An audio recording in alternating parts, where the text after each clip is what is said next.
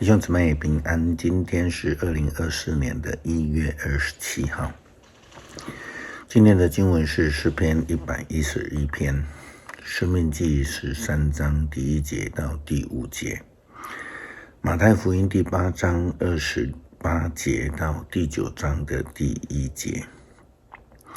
今天要跟大家分享的主题是记号。得救的记号是什么？大多数的基督徒应该会说是十字架。十字架的救恩是上帝借着耶稣基督所赐给世人的。但是十字架并不等于救恩，而是在十字架上的耶稣基督。圣经有多处的经文告诉我们，除了他以外别无拯救。昨天在灵性成长班的当中，我们读到了路加福音21章25节到38节。经文里面，耶稣基督一再的强调末后的日子的预兆，但是我们必须要当心，因为所有的预兆，并不是所有的预兆都指向耶稣基督他在临的应许。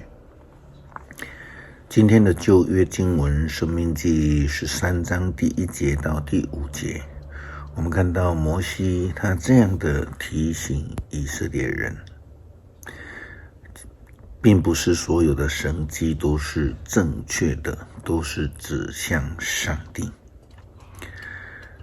如果你们中间有人所谓的先知或是解梦的人，以神迹奇事诱骗你们去拜从来没有拜过的神明，即使他所显示的神迹奇事实现了，你们也不要理会他们，因为上主你们的上帝用他来考验你们，要知道你们是否一心一意的爱他。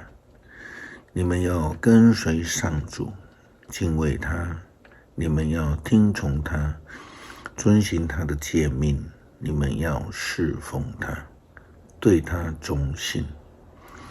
至于那先知或是解梦的人，必须处死，因为他们怂恿你们背叛领你们出埃及救你们脱离奴役之地的上主，你们的上帝。这种人是邪恶的，他要引诱你们偏离上主你们上帝所指示的道路。你们必须处死他，从你们中间除掉这种可恶的事。这正是现代基督徒所面对的困境。我们看到网络这么发达，这么方便，另外也有许多人追求神医的特惠，想要得到跟别人已经领受的医治救恩一样，因此就如同在追求偶像一般的疯狂的跟随。那许多不明白救恩的人也是如此的疯狂追求偶像，以为他们就可以这样的得到救恩。其实不然。神迹原文的意思就是上帝的记号，但是要记得，记号并不等于神迹或是等于上帝，所以千万不要以为为人祷告的牧师就是那个救恩的来源，这是大错特错的事情。虽然耶稣基督差遣门徒们出去传福音，也赐给了他们医治的权柄，但门徒们不等于权柄，他们只是代表着耶稣基督权柄的记号而已。马太福音第8章28节到第9章的第1节经文这样的记载：耶稣到湖的对岸加大那地区，遇见2个从墓穴出来的人。这2个人被鬼附身，十分凶狠，因此没有人敢走这条路。他们遇见了耶稣，立刻喊着说：上帝的儿子，你为什么来干扰我们？时机未到，你来折磨我们吗？刚好附近有一大群猪在吃东西，鬼就央求耶稣：如果你要赶我们出去，就打发我们进猪群里面去吧。耶稣说：去吧。鬼就出来，进入猪群，整群的猪冲下山崖，窜入湖中，都淹死了。放猪的人就逃进城去，把这事的始末和被鬼附身的人所遭遇的向大家报告。全城的人都出来看耶稣，他们看到了，就要求他离开他们的地区。耶稣上船，渡过了湖，回到他自己的城。耶稣基督亲身医治了2个被鬼附身的人，因为他们央求耶稣基督。最特别的是，这个地点其实是在外邦之地，因为那鬼呢，后来附身在猪群的身上。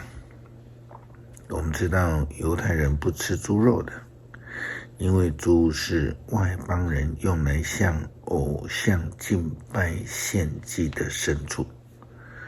更特别的是，当这2个被十分凶狠的鬼附身的人见到了耶稣的时候，他们竟然大喊，圣经这样记载，他们见了耶稣，立刻喊着说：上帝的儿子，你为什么来干扰我们？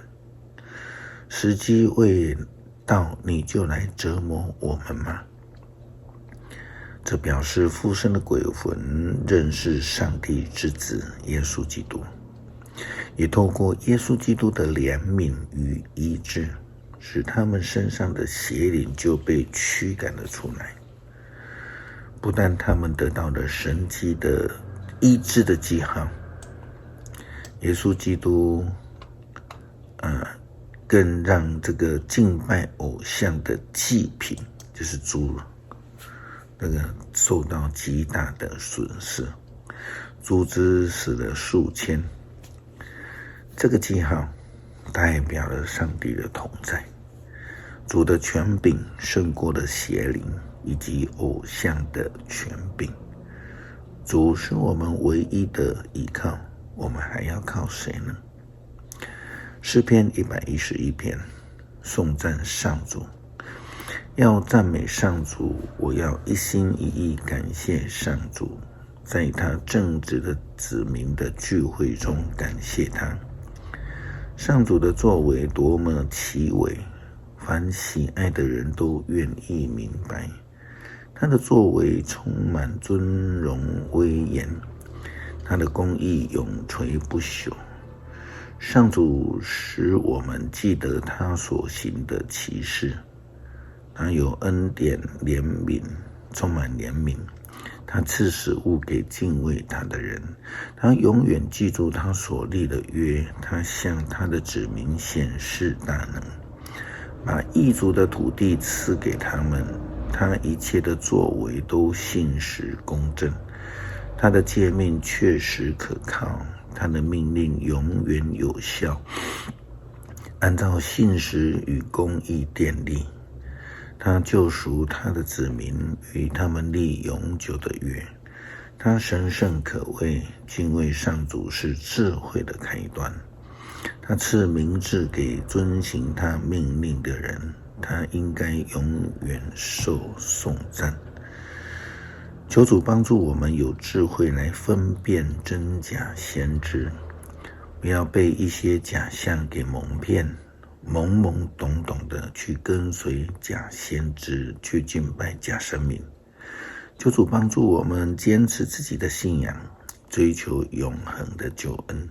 祷告奉主耶稣基督圣名求，阿们。